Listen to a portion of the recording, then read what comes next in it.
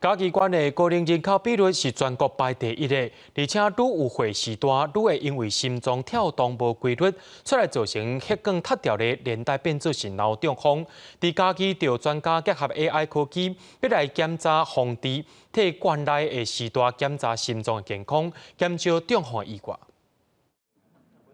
双手搭上设备，只要30秒就会当来检查心脏的健康，互民众会当知影家己心脏血管的情况，嘛方便医生来治疗甲预防。心房颤动的病人，他产生中风的比例，根据流行病学研究起来，大概是没有心房颤动的一般人的5到6倍以上。所以你如果早期把这个心房颤动的病人把它筛选出来，然后给他这一种适当的抗凝血剂的治疗，那这些病人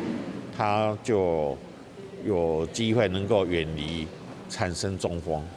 嘉义县政府表示，根据卫生福利部的统计资料，全国脑血管疾病的死亡率51.6%，但是嘉义县却有76%，所以才透过台中营总出来全国心脏医学专家，替县民甲时大检查心脏。民众足简单的，你看30秒就会当来检查出讲是毋是有这个问题，甚至咱家医学中心这医生来结合，就是讲，